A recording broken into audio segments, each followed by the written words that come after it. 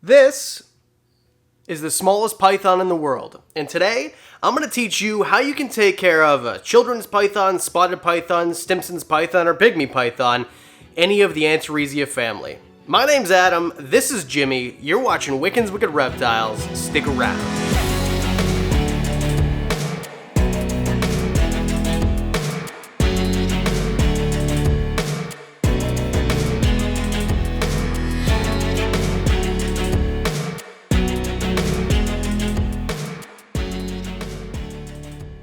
This is one of my favorite pythons in my collection, even though he is really small. And when I say this is the smallest python, what I mean is the genus, Antaresia.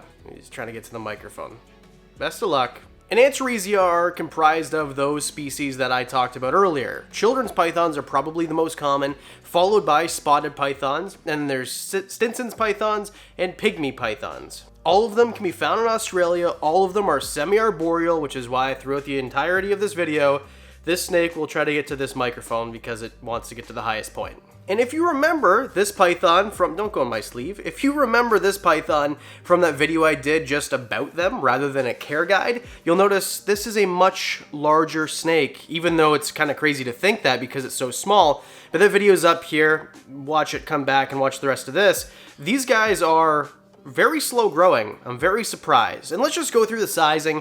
These guys, if you let them grow to a full size, and it is a female because they grow a little bit larger, and you feed them really well from the hop, they're going to get to a whopping, are you ready, 4 to 4.5 feet.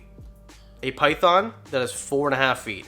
No joke. And they get not super big around, a little bit smaller than a ball python from what I understand, because I don't have a full-grown one. My buddy at S&S Serpentarium, thanks so much for the footage, man. I really appreciate it. Subscribe to his channel too. Does a lot of stuff on these guys.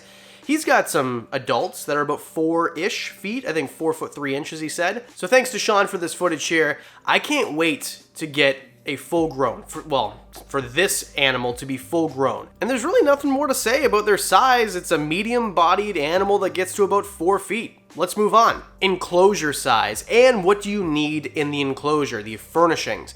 My recommendation for these guys, because they're semi-arboreal and they don't get super big, is something like a 4 foot by 2 foot by 2 foot enclosure. Like this cage is one here. When this animal becomes full grown, that is what this animal will be in. And I know you're thinking, well, that's pretty big. You could get away with a 75 gallon, but I always say bigger is better, and you want to give them as much space and as much height as possible, and then stuff to climb on. So, give them some logs or some branches, some stuff that they want to climb on is going to be really beneficial. Is it distracting that the snake is like in front of my face?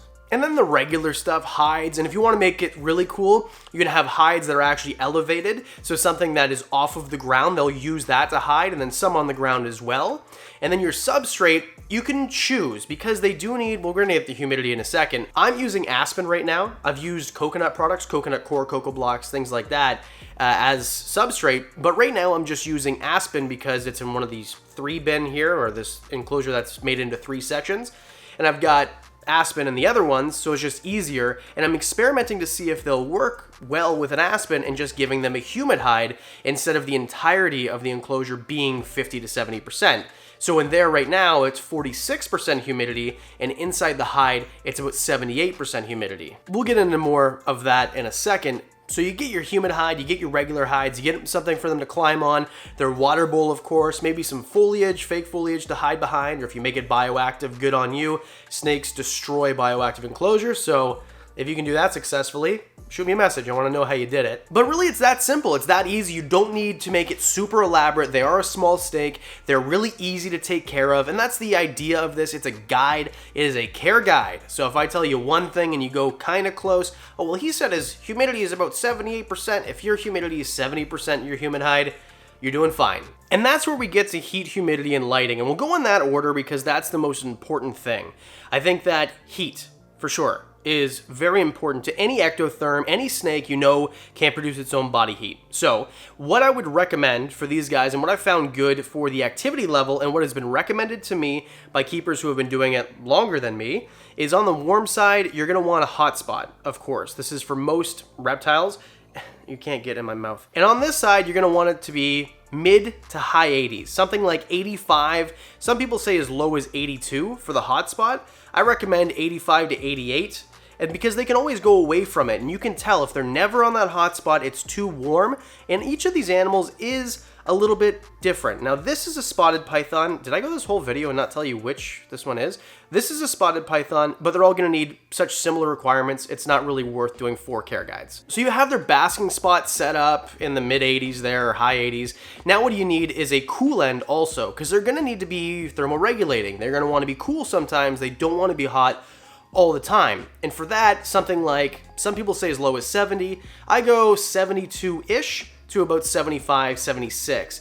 That is on the cool end, and it will fluctuate with the seasons, depending on what else you've got going on in the room, if you're in the room, things like that. And that's why you get a range. And of course, if it gets down to 69 degrees, on the cool side, as long as the warm side is up to par, it's not gonna matter. Again, care guide, don't take everything to a T, don't make it super complicated.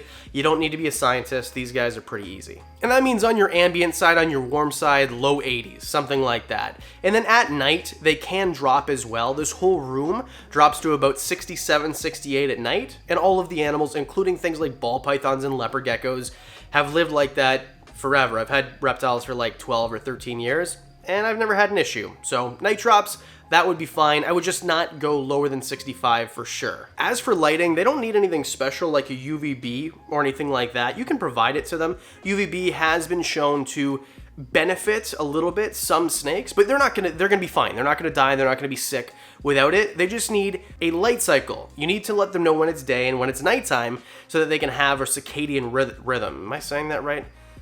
Why do you watch this channel?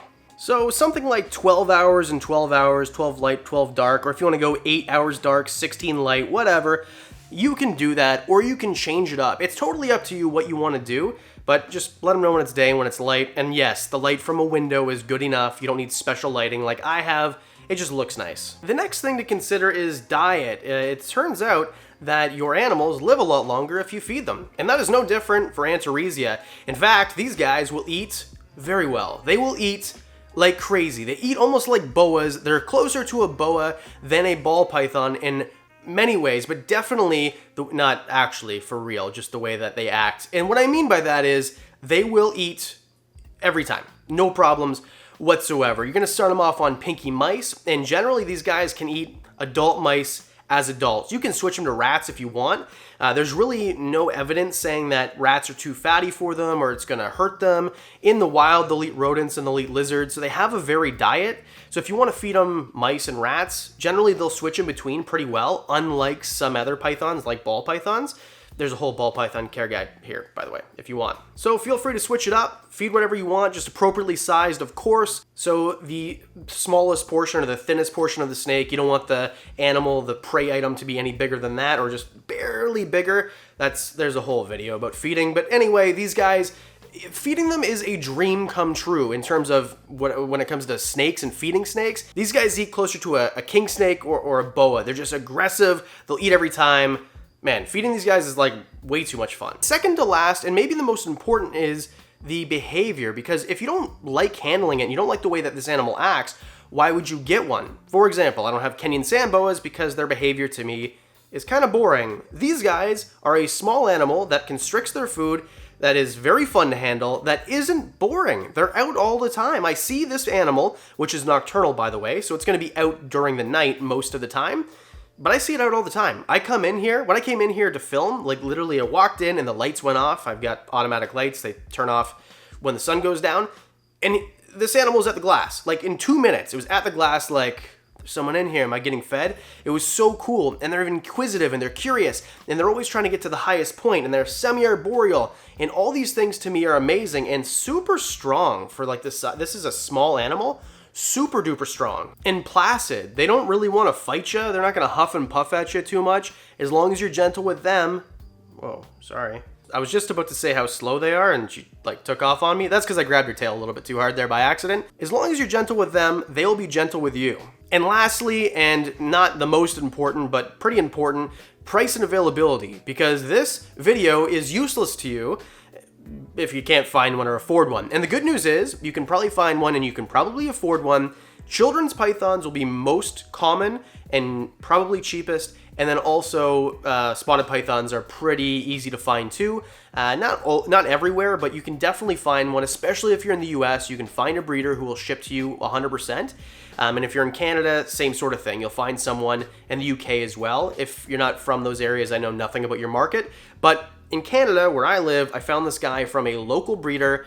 I think it was 150 or 200 bucks for one of these guys, and it was as a baby, an unsexed baby. So it's not super expensive. They're not super cheap either, and they're not super hard to find. But price and availability, if I had to give it a score 1 to 10, which I don't know why I'm doing because I never do that, but I would say like 6 out of 10 because they're not super expensive and you can find them. And if you've got expos in your area, big expos like a Tinley, Daytona, something like that, like of that caliber, or in the Toronto expos that we have here, you'll probably see them at your expos on tables. So there you go. This is a out of focus spotted python. What do you think? Did you enjoy this care guide? Do you think that I missed something? Should have added something? Is something that I said not important? One of you asked for the video, so what should I do next? I've got a few animals that I haven't done care guides for. Which one would you like to see next? And of course, the Patreon supporters. You guys knew about this animal. You guys get updates about this animal that I don't post on the regular channel. For as little as $1 a month, you can know about the other 3 secret animals that I don't talk about on this channel at all, and other stuff as well, early videos, and you get discounts on the merch and things like that. So, Patreon, you guys are awesome. Thank you so much. Everyone who watches and takes the time to watch these videos, you're awesome. At the end, I'm rambling and there's no structure for these. Hit subscribe and I'll see you on Monday.